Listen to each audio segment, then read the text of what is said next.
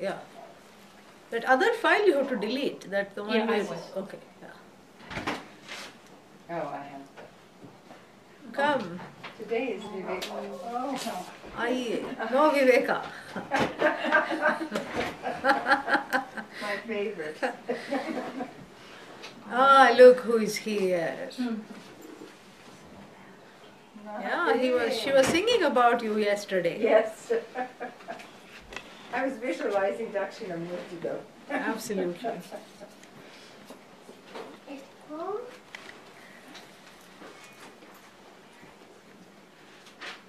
Om Shanno Mitra Shamvarunaha Shanno Bhavadvaryama Shanna Indra Brahaspatihi Shanno Vishnurukramaha Namo Brahmane Namaste Vayu Tvameva Pratyaksham Brahmasi Tvameva Pratyaksham Brahma Vadishyami Hridam Vadishyami Satyam Vadishyami Tanmam Avatu Tadbhaktaram Avatu Avatu Mam Avatu Bhaktaram Om Shanti Shanti Shanti Om Sahana Vavatu Sahanau Bhunaktu Sahaviryam Karavavahai Tejasvinavadhitamastu ma vidvishavahai Om Shanti Shanti Shanti. I can't see Dottie at all. Harinder, maybe you can come. Yeah. Sorry. That's okay. There we go. So, welcome to the last class, the Bhashya class of the Taittiriya Upanishad, Brahmanandavalli, that which reveals the section or the chapter which reveals the truth of oneself as the whole, as everything, and the name for that everything is Brahman. And we are very fortunate to have had a long run for this class, and almost 2 years, where we sat and studied the Adi Shankara's commentary, and that is what is called Bhashya. The meaning of the word Bhashya is commentary. And the commentary is our, first link, actually our only link, that is surviving link to a 5,000-year-old tradition, teaching tradition. Because as we know, the Upanishads are there, but then reading the Upanishads, what does it do? Confuse one further, correct? That's what it does. So the Upanishads are definitely there, but to understand them requires the grace of it being revealed, correct? So this unbroken lineage of student and teacher the other way around. First, of course, one is a student, then one becomes a teacher. But then when you say the lineage, you say teacher, student, student. Starting with Lord Dakshinamurti, the original teacher, the first teacher. So we have this teaching tradition, and Adi Shankara is a very important link in the tradition because he took the time to write detailed commentaries on 10 Upanishads. Yeah. And then when he wrote the detailed commentaries on 10 Upanishads, something wonderful happened because it unlocked how they were seeing the Upanishads and how they are to be taught. And that's why it's a very important link in the tradition. And in studying these, I know that everyone has been, everyone's life has been elevated. I know that because I can see that. Yeah. And now what has happened is that there are certain changes. So this is the final class, because what we will do is we will suspend these classes now, and then because it requires a lot of a big commitment to be able to listen to this. We have to really sit and pore over it, and then we have to see if there is a group of people who might be interested in that, and then at some other point in time, I'm sure that either this or some other Bhashya study can be taken up. This is something which is a very, very special way to do it. and it also improves the Sanskrit comprehension, because when you sit and listen to so much Sanskrit every day, then something has to rub in, correct? Yeah, you cannot remain, one cannot remain like the buffalo in the rain, unaffected. So this is something which is very important. So we will do that. So now we are right in the middle. I was in the middle of the Anandamaya Kosha, the Vijnanamaya and Anandamaya actually, and they say, they always have said, the teachers of yore, the elders have said that the Vijnanamaya Kosha is very difficult to cross. And we see this now, even in the classes, that the classes are ending right now is not a coincidence. This is something which is very difficult to cross, and it is very hard to, do that, because there is a lot of loopholes and little traps that one can find oneself in. Yeah. Small traps, big traps, all kinds of traps. So therefore, now we are right in the middle of that. We have sort of seen how the Atma is separate from the body. Body, of course, cannot stay without Atma, but Atma is without body. And then mind, of course, prana, of course, is Atma. Atma is without prana. Prana means all the digestive function, the breathing function, etc. Does Atma, and if you get confused, ask only one question. Does the Atma require to breathe in order to be alive? No, it is already sentient. That sentient pre-exists the breathing mechanism. So the Atma is not the function of prana. Otherwise we would be praying to prana, you are, I am you, and that doesn't lead anywhere, because when the prana goes, I go, correct? That's the whole idea. And prana, we know, comes and goes. So then the mind, of course, cannot live without Atma. Atma doesn't have a mind. Yeah, that which is a source of knowledge without the mind. Because when there is the mind, it becomes a upadhi. Upadhi means a container of sorts. And what does it contain? What does it become a container of? Thoughts, ideas, and small knowledge. Yeah. So tiny little bits of inconsequential information hang like cobwebs in the mind. That's all it is. And and once in a while you sweep and do a little spring cleaning by doing japa and everything, but then again they collect. This is what the information, if knowledge has a container, it's not knowledge anymore, it becomes information.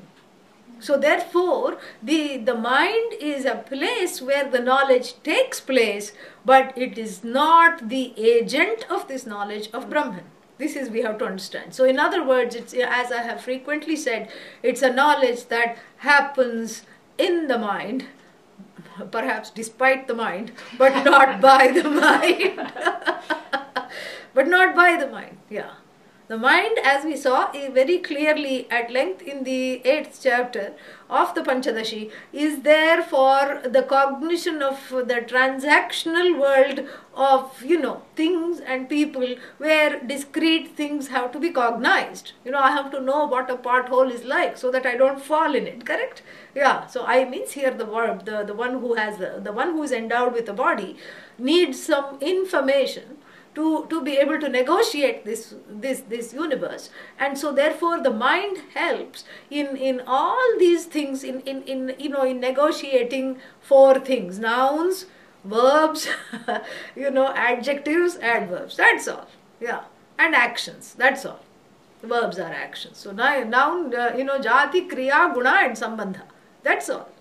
So the mind helps with negotiating relationships, other objects, nouns, actions, verbs, and then adjectives. That's all there is. The whole universe is made up of these 3-4 things. After that, the mind has no use, except to be able to recognize that which is already evident, that the I, which is even the witness of the mind, is indeed Brahman. So it's a knowledge that happens by dismissing the mistaken ways in which the I notion attaches itself to the body mind sense complex, which is what the koshas are all about. So the mind, of course, cannot be the Atma. Then of course, even subtler than the mind is this sense of I am the doer. Yeah, I am the doer.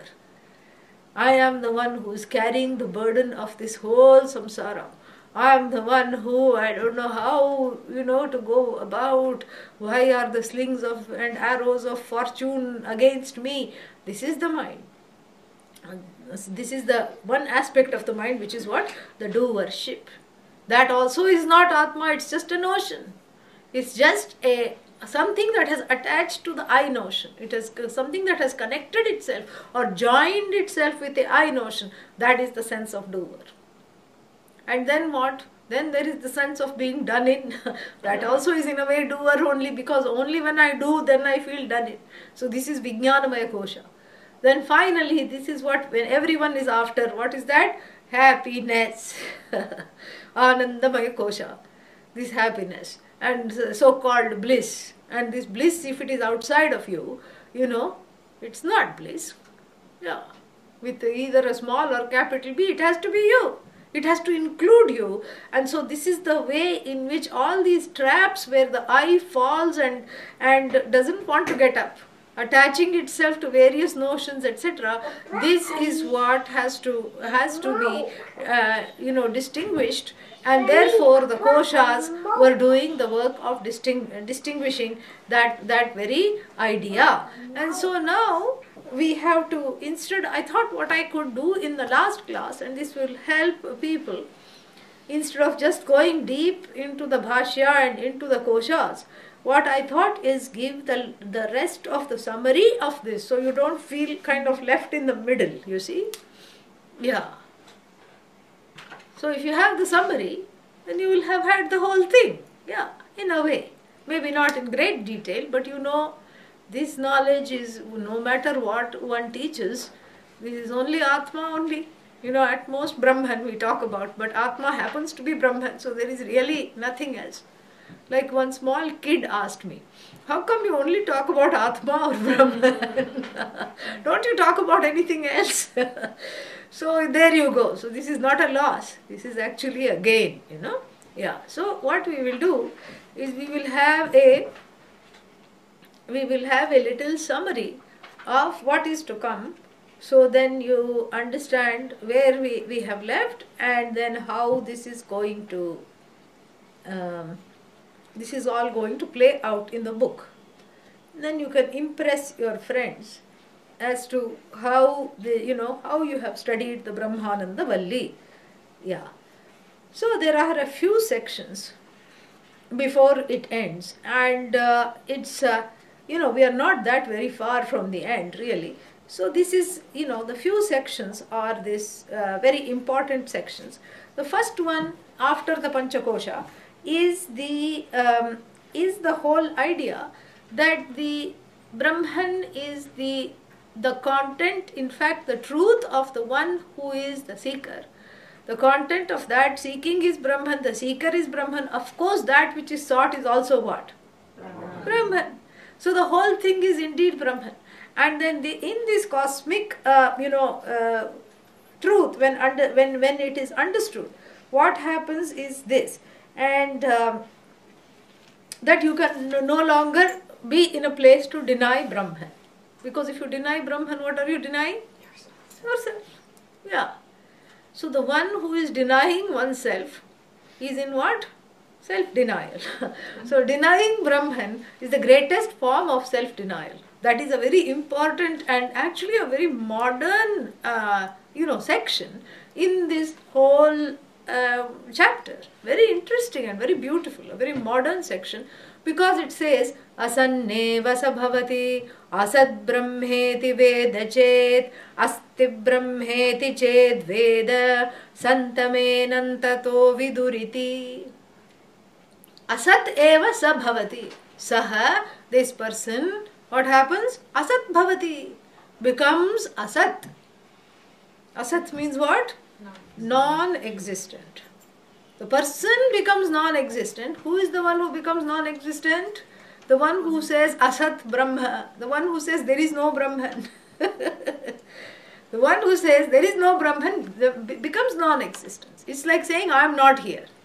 Because when you say I am not here, what are you saying? Mama? I am here. That's what you're saying. Right? Yeah, if you're saying I am not here, what are you saying? I am here. So therefore what? So then, you cannot deny yourself. But if you want to deny yourself, then what happens? You just deny Brahman, and then that is a very excruciating form of self-denial. And is the person in self-denial happy? Can the person be happy? No, never. In fact, how is it possible to be happy if you are denying yourself? How is it possible? It is not possible at all. So therefore what? So therefore we have to see this. So we have to understand this, that that coming out of this self-denial is extremely important. Then the question is, of course, how to come out of self-denial. And not only that is not the question. That's not the only question. Before that is another basic question. Why should I come out of self-denial? I am happy. I think I am happy because I don't know I'm unhappy.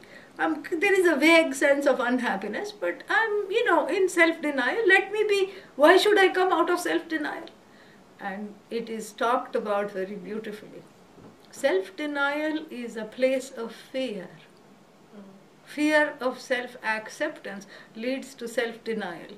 And then why is there no self-acceptance? There is no self-acceptance because the self is not understood. If I think the self is a donkey, why will I go ahead and accept the self? Tell me. I'm not a fool. If I think the self is an idiot, I don't want to accept the self. So there is self-denial constantly, because the self that one thinks one is fraught with so many problems, so many mistaken notions. And here the mistakes are held on to, the mistakes are not dropped, and at the same time I want to hold on to Brahman, which is everything. Not possible.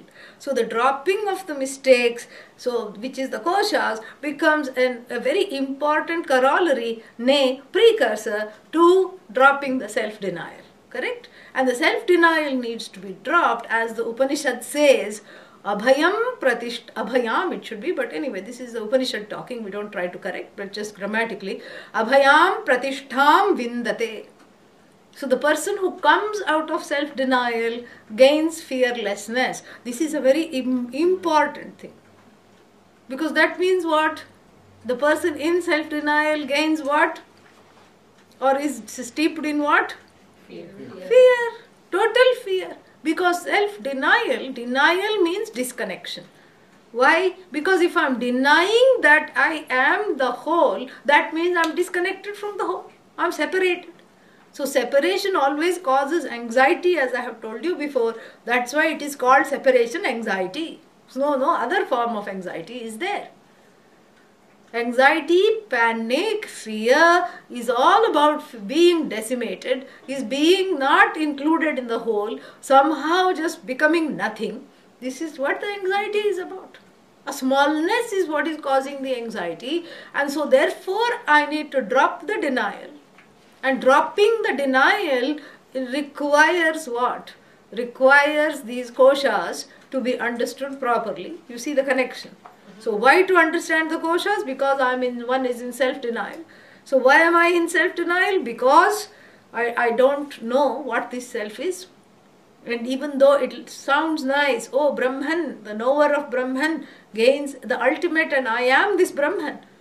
So I should know Brahman, even though it sounds very well. That was done 2 years ago. Who remembers? Who remembers the connection to that? So bhayam gataha bhavati ataha saha. So therefore that person becomes free of fear. And if someone were to say at this point, all that is wonderful, but come on, really, does anybody become free of fear? You mean if you go, if you sneak up, behind an enlightened guru and say what? Boo guru. Not Bho Guru. Bho is a reverential address, not Bho. You say Bhu Guru, and then will the Guru jump? This is a Zen koan. The koans, they give koans or koan, whatever it is. Koan, yeah. This is a koan. Zen koan. Will the Guru jump? Yes. Yes and no. Body may jump. But the Guru doesn't identify with the body. That jumped. Yes. Body also may not jump, may jump. But if the body jumps, you cannot say Guru jumped. Correct? Because who is Guru? Guru is the one that is letting go of the identification with the body. That is the one who is the Brahma Vidya Upadesha Karta is the Guru. The one who teaches about Brahma Vidya, the Brahman being oneself, is the Guru. So therefore what? The body may jump. So if the body jumps, you cannot say Guru jumped. Correct? Yeah. Because how can the jumpless jump? Yeah. Jumpless Atma cannot jump. Correct? And if the jumpless Atma is situated in a body which jumps, can you really say Atma jumped? That is what, here the thing is. And so therefore what? The fearlessness which we are talking about is the fearlessness born of Brahma. Brahma means, what is Brahma? Delusion. Yeah. Not Prama, which is complete knowledge, but delusion. So the delusion born, fear. This is what we are talking about. So when there is delusion, there is this sense of decimation which is causing the anxiety and the fear. And the delusion is what? Nothing other than I am separate from the whole. Oh, but that is, okay, you can now, another Purva Pakshi has come. And the Purva Pakshi says what? The objector says, yeah, all that is okay. For who? For gurus. You just said gurus are great and whatnot. But for me, this sad little person who is full of fear, who's all the time moving around in fear. In fact, fear is my companion, my shadow companion who comes everywhere with me. That is too drastic a step to take. And the same Upanishad says that there are two ways. Not two ways. There is one way to gain this ultimate fearlessness. There is a ladder step, a rung of the ladder that leads from the relative fearlessness that one discovers to the next one is what? Absolute fearlessness. Yeah. So the two steps in the ladder, the one step in the ladder cannot be bypassed, especially if one is going, from just, one is a baby Vedantin, so you definitely need that step. And what is that step? Finding an altar of surrender to place that fear so that I don't have to be in charge of it. And that is why the prayer becomes very important, puja becomes very important. And actualizing or enacting that surrender becomes very important. So where will the anger go? Where will the fear go? Where will the pain go? Where will the sorrow go? You cannot just be in denial and say they don't exist and I am now in one with the whole, because that's what one has been doing. So one cannot say that. So therefore what? So therefore the whole thing has to be understood in a sense that we have a proxy Brahman in the form of an altar. A proxy, actually it is the highest aspect of my own self which is enshrined in Bhagavan, in an altar. And that alone is given the power to alter my confused state. That is what the whole puja is. And so the worship is the enactment of that, the enactment of those pains and sorrows which are worked through in the course of the worship. Because there should be a place for the anger. And even sometimes if people think, oh, the worship is making me angry, it's not that the worship is making one angry. Worship cannot make one angry. The anger is there, the worship is doing the favor. The worship is a relationship and it's doing the favor of bringing the anger out. And we know that only in the relationship of the utmost trust does the anger and the pain and the fear and the sorrow come out. So that means what? The worship is working. The enactment of that pain and sorrow is happening means what? It's not just an enactment, it's a working through. That means that it is already the relationship of trust has been established. So it's not, so thinking that the worship is causing the pain is in a way projecting, seeing it not completely, projecting only one particular aspect of that anger onto the worship. But the anger was there from so many lifetimes. The hunger for the love was there from, and acceptance was so many lifetimes. The anger and the hunger are there forever, endlessly. And they cannot be worked through in your day-to-day significant relationships. Why?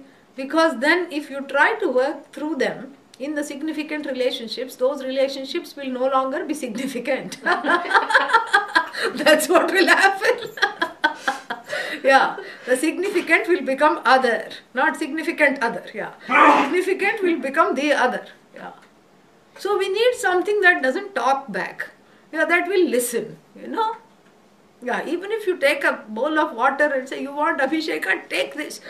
And it won't talk back. And then after you do that, then naturally the anger goes after a little while. So naturally the heart settles, because in this connection to the all that is sanctified as an altar of worship, that is extremely important, because without that you cannot get to the next stage. So no matter how angry or how resistant to the worship one is, one has to continue to do that. And another reason to do that, the enactment of the prayer and the worship, physicalized prayer, is because of another very important reason. It brings out the core person. And who is the core person? The core person is the devotee. Yes. The core person is not just the hurt person. It's the devotee who feels hurt. That's all it is. But ultimately it's the devotee.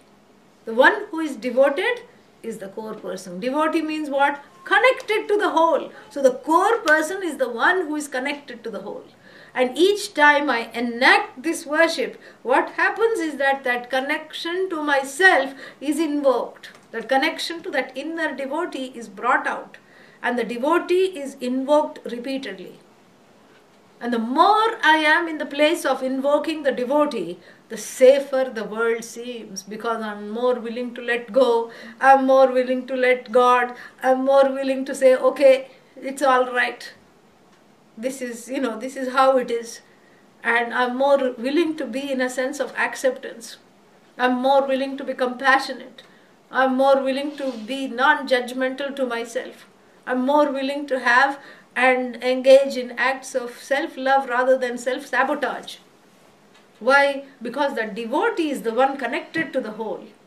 And if the whole is not outside of me, that whole is nothing but that inner conscience that has been suppressed through various debris of pain, fear, sorrow and self-denial. So the puja, the ritualized worship that we have is to bring out that devotee who has gone undercover. Yeah. And once the devotee comes out, then what happens? Then there is this transference happens more consciously. Bhagavan is the best place to have transference, because there is no counter transference, there is no counter projection, it's easy. And so this transference happens naturally, and then there is, one has a place to outgrow the transference. That is very, very important. Because as a child, one was afraid. This is what it is. As soon as, one in the tomb, one is not afraid. In the womb, one is not afraid. In between the two states, between womb and tomb is just fear. Yeah. Yeah. Just total fear. In the tomb, okay, because one is not there. Maybe traveling jiva. In the womb, one is actually connected to the source. The mother is the source. So therefore, unafraid. So if there was a place where the child was unafraid, it was when it was connected to the source. Really. And then after that, what? After that, it's just from the first cry, the whole thing is cry, cry, cry, fear, fear, fear. And then the child tries to overcome the fear by attaching to the mother first. And then what does the mother do? Leave it in daycare or leave it somewhere or leave it in the next room. That's all is needed. Forget daycare. Leave it in the next room. Why? Because mother had to go to the next room, go to the bathroom, take a shower, whatever it is. The child is not, terribly bright at this time because it doesn't have the brain cells to make all these inferences. And the child thinks the disappearing mother means what? I am fraught with fear because right now she's here. Then she goes after the kitchen. Then she goes to the bathroom. Then she goes somewhere else. Then she goes somewhere else also. And then, we don't know where she is. And so therefore what? This is the child comes to terms with that which is the object of safety keeps on disappearing. Same thing with father. Father is inconsistent, mother is not there, father is not there. Sometimes they say we love you honey, and sometimes they say it as though they don't mean it. Sometimes they don't say it at all. Sometimes if I do cute things that the child thinks, like climb on the drapes and jump down. They think it is funny the first time.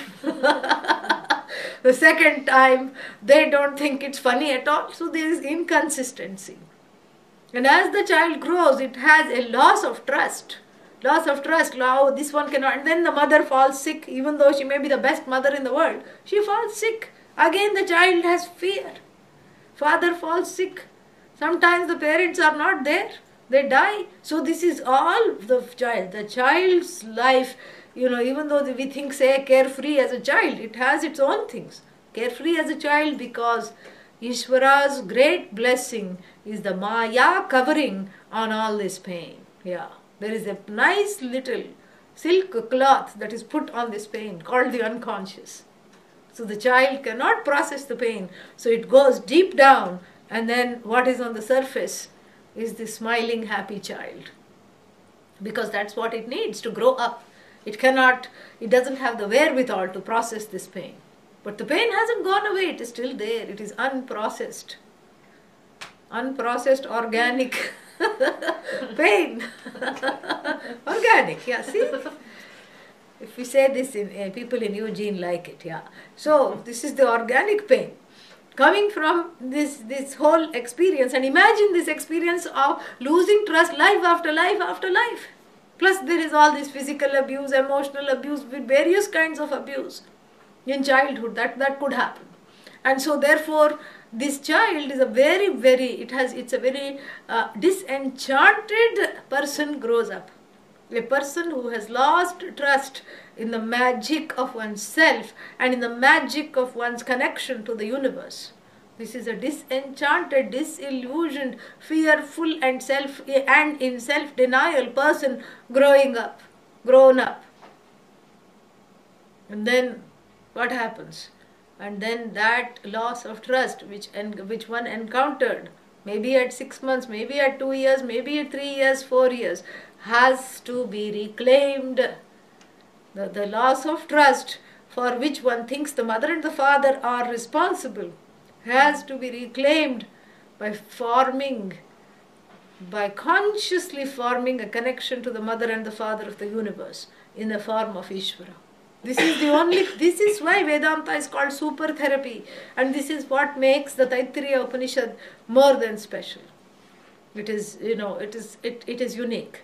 It stands out. And so that's what it says, is that this intermediate rung which is bypassed, you cannot bypass this step of rediscovering that trust within that which is infallible. That's why we never say Ishvara is infallible. We say that which is infallible is Bhagavan, is Ishvara. You switch the words around and it becomes knowledge. So anything that I cannot control, anything that is beyond my power of alteration, is that altar of surrender. That is Ishvara. It could be an in-law, it could be an outlaw, it could be outlaws who make themselves at home and behave like in-laws. It could be all kinds of people. There's one film, there's one, what is that? One Alfred Hitchcock, maybe it's not Hitchcock, somebody who made a film like Hitchcock. There was one whole series that was there a long time ago. It's all in black and white. It was called Alfred Hitchcock Presents. Did anybody see that? So in one of those, I don't know who made it. And so, no, the films have not been made by him. He just presented them because they were made like in his style of that parody and that, you know, that complete ironic situation in which one finds oneself. So in this there is a robber, you know, who goes to this couple's house and wants to infiltrate their trust and then make off with everything. That is his idea. So he poses to be a long lost friend of the husband or something like that, childhood friend, and he gets some name and everything, and he says, oh, we were in elementary school together, we studied kindergarten and I have just moved into town, I don't have a place to stay. And so they say, okay, come stay with us. And after 2 days of staying with him, he gets a terrible headache because the husband and wife are fighting so much. They are fighting so much all the time. So then he kind of gets involved in their fight and becomes a mediator. So that's what I mean. Outlaws would come and make themselves like into in-laws. So he becomes a mediator and forget stealing from them. You know, the husband and wife steal from him or something like that. It was very interesting. And then they go away or something like that. It was very funny. So it's like that. So anything that I do not have the power over right now, that is Ishvara. And that's what, and since Ishvara is everything, since everything is Ishvara, so I can invoke this everything in any name and form that I desire. And it is important to do that. And that's what I was talking yesterday in the interfaith. Ishta Devata. This is what is important. And this is unique to the Hindu tradition. We don't have it anywhere else. You can make a pet rock into Ishvara and say you really rock. Yeah, there are these pet rocks. And you don't need to feed it and whatnot. Anyway, somebody made a lot of money, you know, with this pet rock formula. So this is not a formula. This is form, not formula. This is that in which all the names and forms reside, which is beyond all names and forms. I have to relate to it through form. And then some hives come. Oh, why should I relate? Why the forms? I'm having allergy to forms. I don't like forms. Do you never say hello? Do you say hello or not? Mm-hmm. That's a form. Do you shake hand? If somebody puts out their hand, will you say, I don't believe in forms? No, you will put your hand out. Correct? And then if it's somebody's birthday, will you buy a gift? Yes? If they are close to you, you better buy a present, you know. Yeah. If you still want to be in their present, you better buy a present. Then the present is nicely wrapped, correct? In Eugene, mostly they will use newspaper, but doesn't matter. It's nicely wrapped even with newspaper. And then they'll get some straw growing outside the house and tie it up. And then they will present it, correct? And what does the person do as soon as they receive the gift? What will they do? Thank you. Yeah, they will say thank you, which is again a form. After that, what will they do? They'll tear it open, which you have, and you want them to tear it open. You're not saying, I took 10 minutes to wrap the gift, why are you opening it? No, you want them to open it. It's a form. It's just for the sake of form. Then they open it and they say, oh, this is always what I wanted. Thank you. All these are forms. Ha is a form. Ba is a form. And so therefore we cannot say bye-bye to forms. Forms is the way you relate to anybody is through forms. You see the teacher and you do pranam, that's a form. Teacher gives prasad, that's a form. So it's all through forms, it's the relationship. And then here when it comes to Ishvara, suddenly you cannot develop allergy to forms because that is what constitutes the relationship.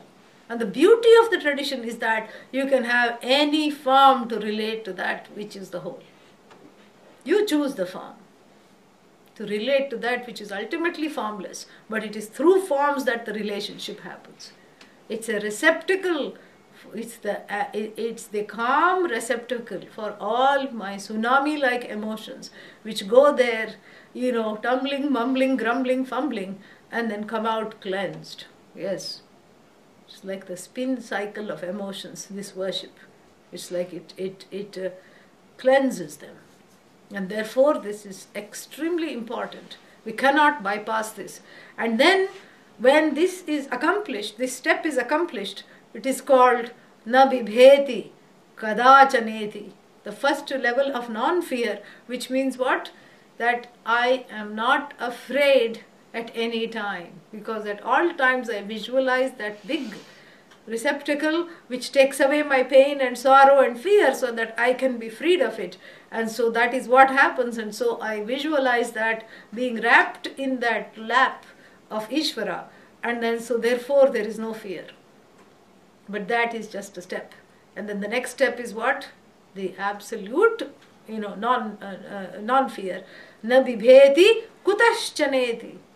And along with the teaching and the worship, when I get to that place of understanding the non-separateness, there is no second thing to be afraid of. Yeah, that is the understanding. Ultimate. That is ultimate. There is nothing beyond that. And this is what the Upanishad teaches. This is what this makes this Upanishad so special. Abhayam pratishtham vindate is established in fearlessness, meaning without moving, has nothing to be afraid of. And then there is a beautiful section, two other sections. One section is on what is this Ishvara, which I already talked about, but I'll chant that section because it's worth doing.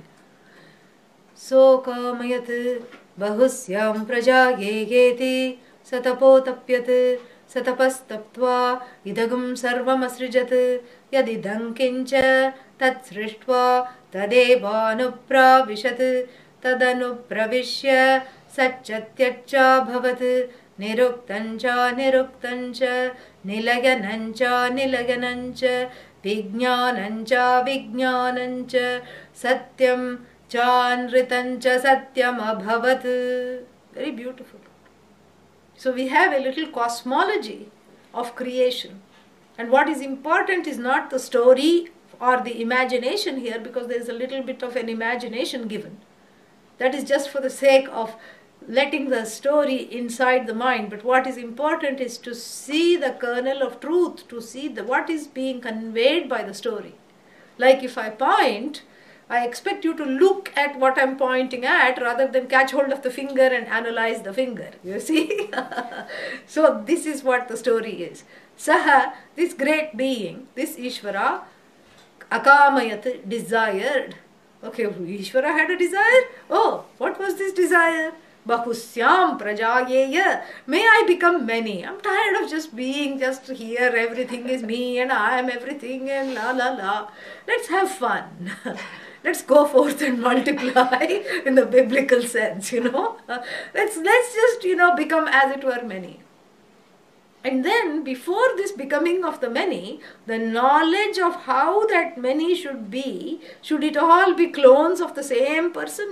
They should all look alike? Should all the rivers be the same? Should all the valleys be the same? How many rivers should be there in the universe? How many valleys? How many, war zones? How many peaceful zones? How many karmas? All these things has to be visualized. An infallible projection was then made because of this infallible visualization by the infallible, that one which resides as I, as the truth of I, within the cave of this heart. And this I contemplated and then said and had a perfect universe. So therefore we don't say the universe is good, we don't say universe is bad. It just is. What is Bhagavan. Because as we will see, this Bhagavan is non-separate from the universe. The universe is non-separate from Bhagavan, it's better put. So then, visualize this universe where the meetings and the greetings and the sortings and the partings were all completely and beautifully seen. The potential for which was already seen. So everything is in terms of a possibility that continues to manifest and collapse. That's what it is. It's all this is what the quantum physics has also come to. It's a series of collapsing possibilities. And everything was visualized including the human being, visualized. Jiva was, also there. And then, the Jiva is really Ishvara with ignorance. So that was also visualized. Ignorance was visualized. And the ignorance being what? Ignorance wasn't created because the ignorance, we say, is endless. That was part of the whole deal. So then, this whole universe was projected like even a projector projects the movie.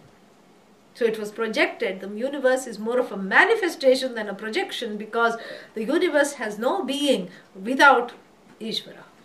So then, satapastaptva, having visualized this whole infinite projection, idagam sarvam asrijat, created everything. And tat srishtva, having created everything, tadeva anupravishat, entered the very creation, entered every minute aspect of the creation. So there is nothing that is free of being sacred. That's why we don't even kill a fly or anything walking on the ground. Even if there is a bug in the house, we gently escort it out. This is how it is. So this is why, because it is all Ishvara. Everything is Ishvara, everything is sacred. And so this sanctity extends to the eye too. That is also sacred. Everything is sacred. And then tadanu pravishya satyatyaccha abhavat. It became everything from that which is manifest to unmanifest. Niruktancha aniruktancha. That which has names, that which doesn't have names. Nilayanancha anilayanancha. The one that is stationary and the one that moves around. Vijnanancha avijnanancha. That which is known, that which is yet to be known.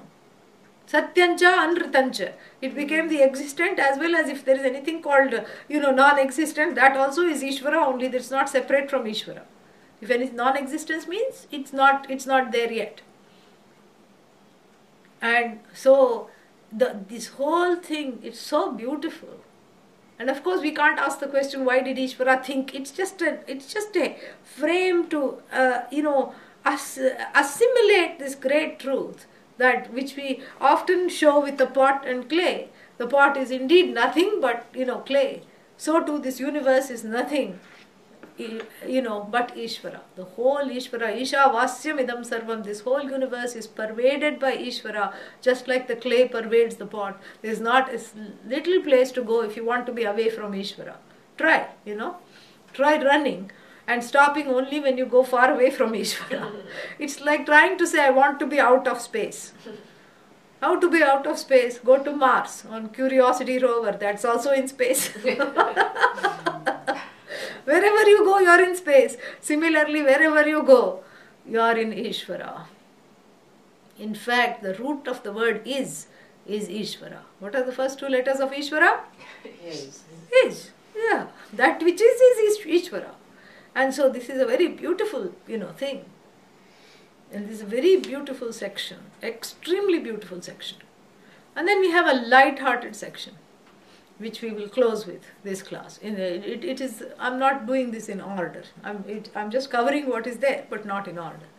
It's always nice to end on a light-hearted note. In the discussion of the Anandamaya Kosha, after the Anandamaya Kosha, there is a section called Ananda Mimamsa. Mimamsa means analysis. How much Ananda? Because they knew that 5,000 years hence people will translate Ananda as bliss and then want more and more of it, and then how much is enough bliss. They knew that long time ago because they were there. That's why they are called seers. Mantra drashtaraha. The seers of the mantra knew that. They were sages.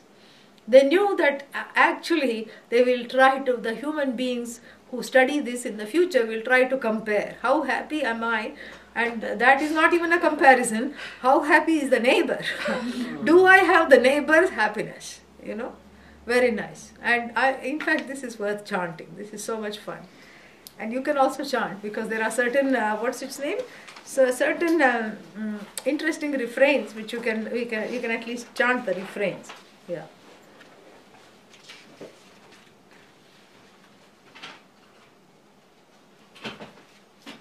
Now first, actually I have to say this. First, it establishes one measure of human happiness. Page, I will tell you the page. Yeah. Which section I have this? 85. Page 85. Yeah. So, Take that book, it's easier. So, page 85. So, there is a section, and first it establishes one unit of human happiness. And what is one unit of human happiness, pray tell? It's an ideal type happiness, you know. Imagine, yuva syat sadhu yuva dhyayakah. Yuva syat, a young man. Why not woman? Is the Upanishad being sexist? No, I'll tell you later why.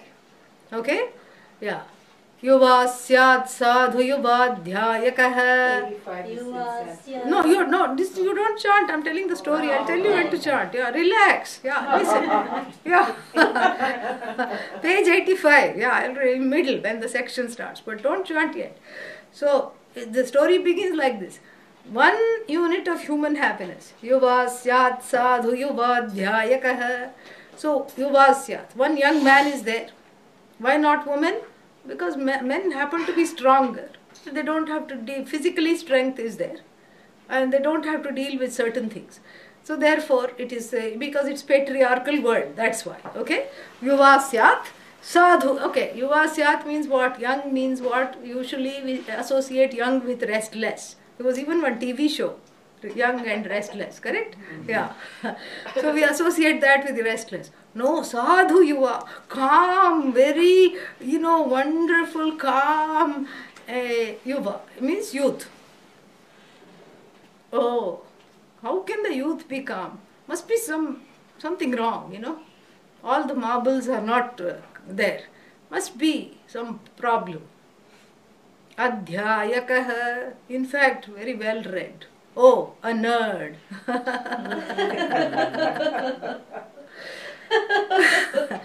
Ashishtaha, not a nerd. What is ashishtaha? Has very good people skills, is very well endowed with all kinds of knowledge and is able to converse. Oh, must be fuss, no muscles, just sits and talks. Balishtaha, strong.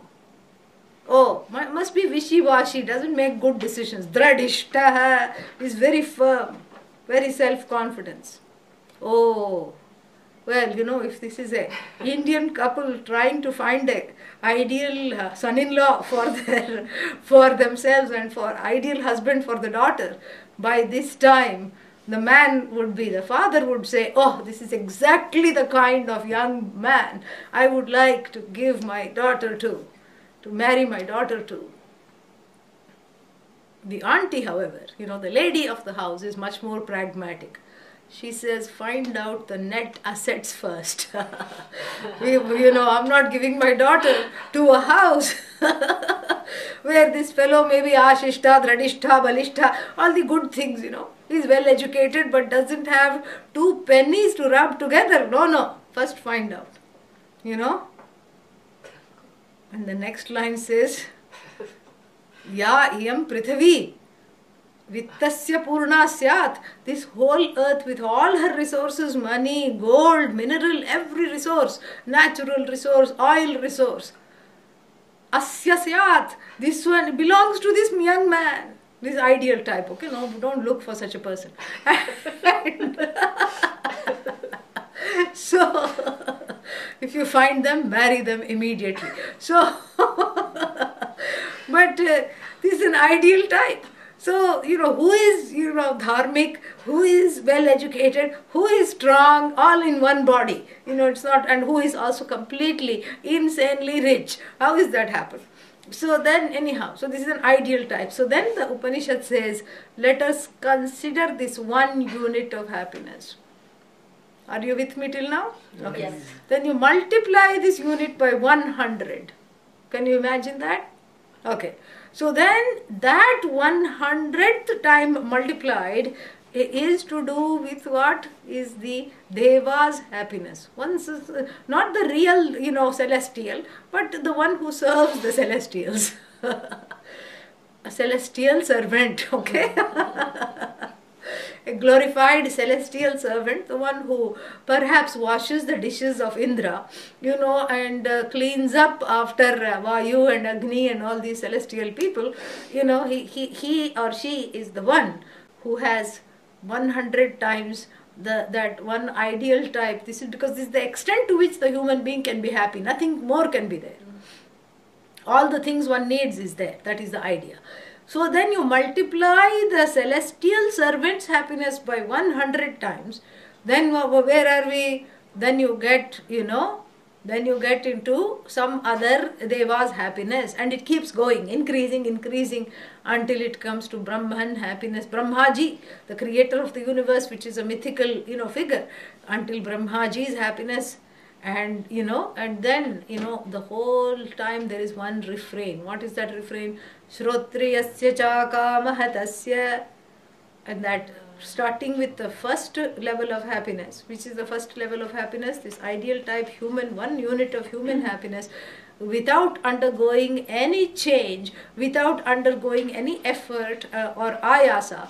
This person has that happiness. Who is the person? Shrotriyaha, the well-taught person, the Vedanta, the Vedantin, sitting under a tree, the sadhu. And then what? Akamahataha, the one who is not hijacked by desire, has that happiness. Then you go one more higher.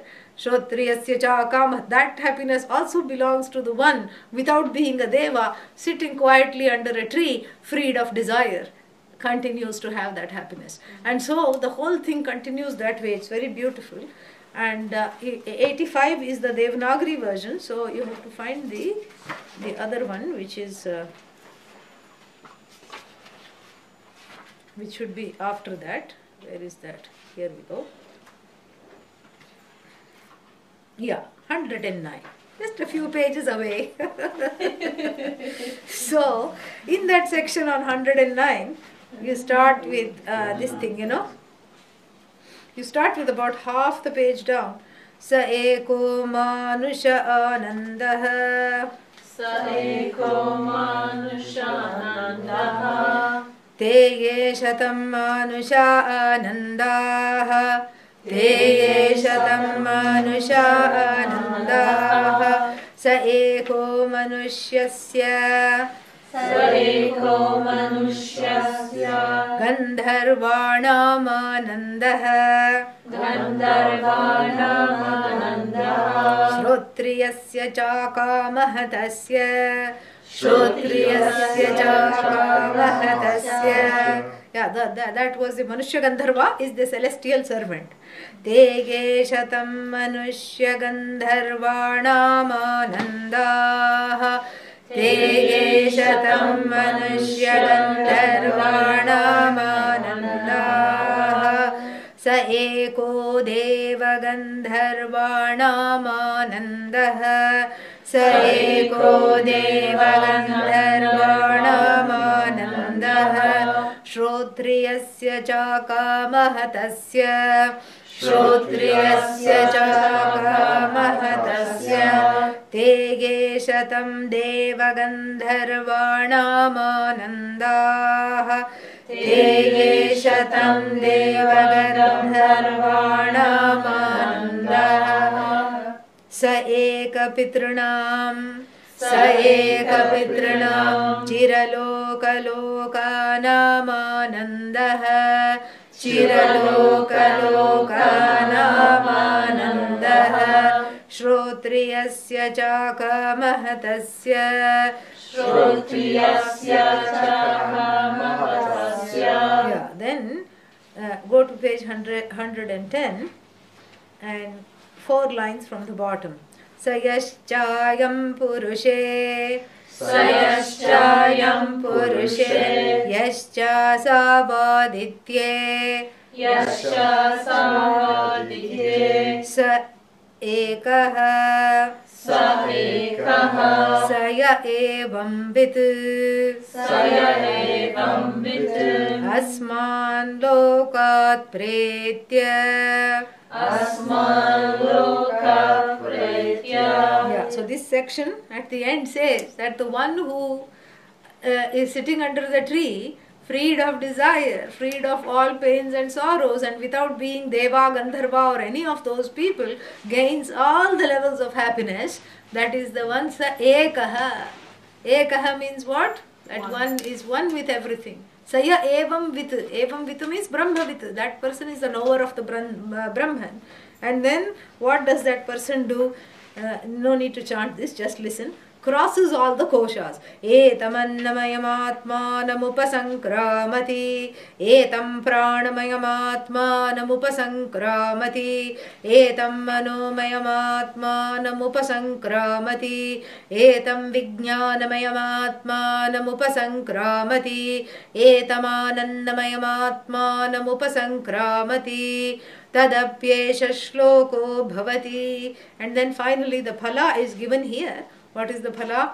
Yato va, this you chant after me. Yato vacho nivartante. Yato vacho nivartante. Aprapya.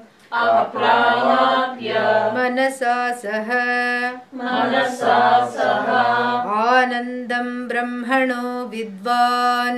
Anandam brahmano vidvan. Na bibheti kutaschaneti. Na viveti utaschaneti. Etagam havavanatapati. Etagam havavanatapati. Kimaham sadhuna karavam. Kimaham sadhuna karavam. Kimaham papamakaravamiti. Kimaham Papamakaravamiti. Yeah, such a person who has no fear is given beautifully. He never thinks. Natapati means never thinks and never laments thus. Kimaham sadhu na akaravam. Why didn't I do the right thing? Why didn't I do the right thing? Why did I make so Yeah. many mistakes? Yeah, and the next one, Kimaham papam akaravam. Why did I do the wrong thing? The person laments, and here there is no such lament. Natapati does not get afflicted by either guilt or hurt. Saya evam vidvan ete atmanaggas prinute. Saya evam vidvanete atmanaggas prinute, meaning has touched the very Atma, which is the core of oneself, which is the truth of oneself. Ubhekye vaisha ete atmanaggas prinute ya evam veda ityupanishat. So this is the Veda, this is the Upanishad, this is the ultimate knowledge. Without this there is nothing else. And then chant the last one together. Om Sahana Bhavatu Sahanau Bhunaktu Saha Vidyam Karavavahai Tejasvinnavadhitamastu ma vidvishavahai. Om Shanti Shanti Shanti. Om Purnamadav Purnamidam Purnat Purnamudachyate Purnasya Purnamadaya Purnamevavashishyate.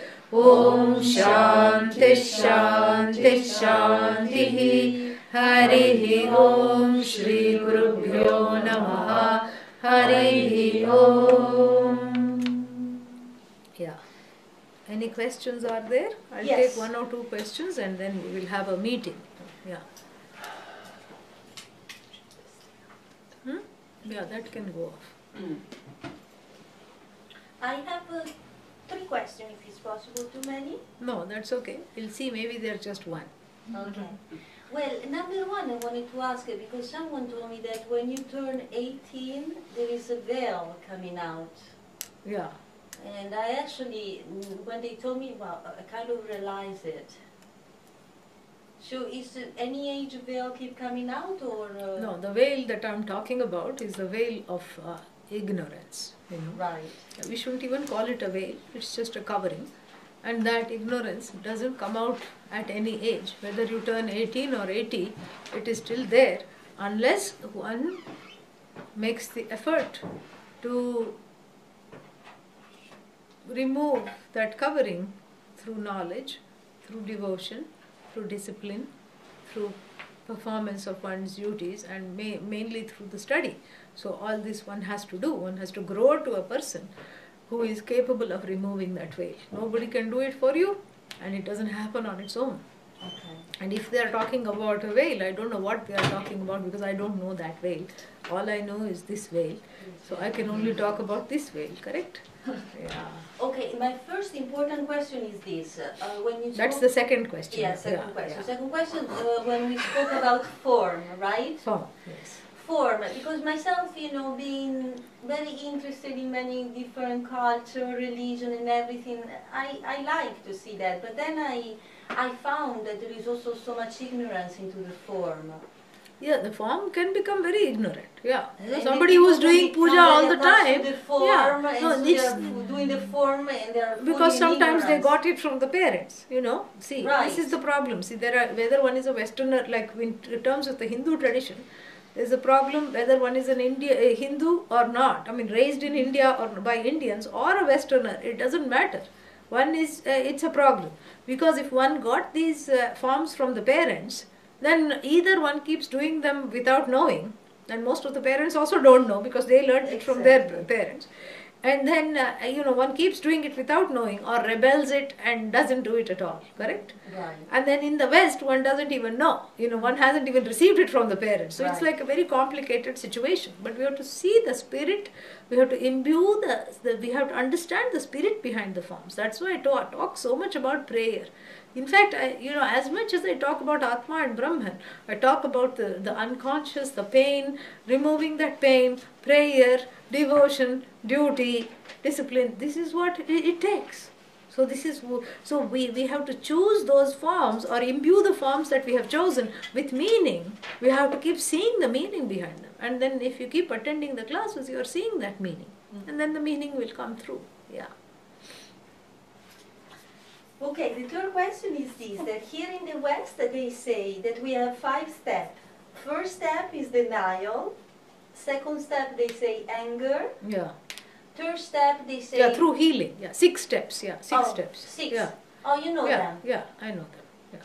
Are they mentioned in the Veda or something? If denial is mentioned, then All the everything rest is are mentioned. mentioned That as is the well. first one. So, because the root is mentioned, then the fruit is also mentioned, correct? You don't have to say root and fruit. If you say root, fruit is implied. Okay, but so, Yeah. can I... One more thing about... Fourth question? Yeah, Okay. that is related to the second one. Okay. Because the form, myself, being rebel, and I've been, so since also it seems like, we're evolving and the form need to be upgraded, maybe... Upgrade it. Nobody is stopping you. Upgrade it. Yeah. Right. Upgrade it, please. To the new generation, Yeah, upgrade, please. Yeah. Download and then upgrade. Yeah.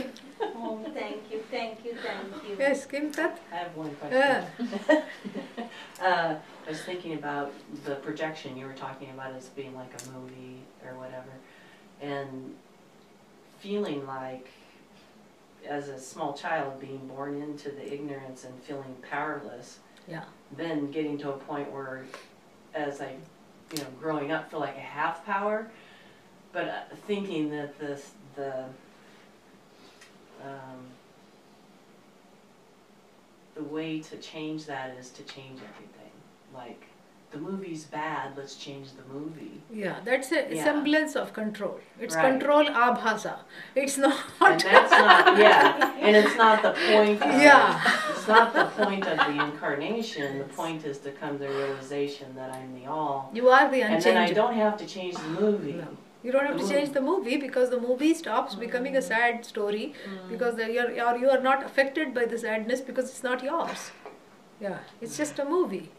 And you have to see, sometimes, you go to the movie and then let's say the protagonist is crying, the heroine is crying, everybody is crying, and then you also feel like crying.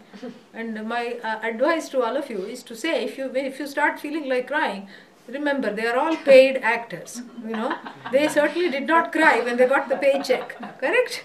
Yeah, you remember that, then you'll enjoy it better because you can enjoy them crying. Yeah.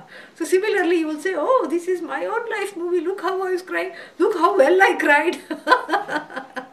So that non-crying person enjoys crying. Yeah. Yeah. So the desire to change things just Yeah, the desire to change things is a form of a muted expression for self-control. And because everything was out of control, one wants to make everything in control so that one can function. And one also feels, I cannot have spiritual growth, so this is why sometimes people cannot meditate. You teach them meditation, and then they go home and then they go on the internet. They go to these websites, they buy a cushion, first for themselves. Then they read that they have to have a what is that? That Tibetan bell. Bowl, bowl which is a bell. Yeah. So the Tibetan bowl bell they have to get, and then they have to buy a little cushion for the bell also. I have seen that. First you buy yourself a cushion, then you buy a cushion for the bell. And then you have to strike it in a certain way, and then the temperature is not all right, and then you need this, and so yoga itself becomes bhoga. You try to be a yogi, but you don't let go of the being a bhogi. How is one to this thing? So this is all what you are just saying is a very important thing. That control, like everything has to be just right in order for me to spiritually progress. Thankfully, Vedanta does not require any bolsters. In fact, it is that which bolsters your ego by saying you are the whole. It does not require any cushions and bolsters and additions and subtraction. It is that upon which nothing can be improved. It cannot be improved. Nothing, is an improvement to Vedanta. That which is an improvement upon everything, which itself is not subject to being improved. So therefore we don't need, even for ballet classes you need shoes, correct? And one bar you need to hang on to, so you can do all your, what are they called? Plies. Yeah, you can do all these plies. And you need that. At least one bar, bare minimum you need bar. And then you need the shoes. But this Vedanta, you don't need anything. You just come, you come bare, that's all it is. That's what it is. That which is you, because it's that self-shining you, which has been occluded by fear and pain and sorrow, which doesn't belong to you, is extricated from that because of the knowledge. And to that knowledge you don't need anything, you don't need to control anything, in fact. Yeah, this is not really control. You're already in charge. Yeah, you're already controlling you. So there's nothing there to control. That's why if any other control comes, it should be given up, because it's control abhasa, like chidabhasa. Om Namah Shivaya. So we'll get off this now. And this? That was already off, right? No?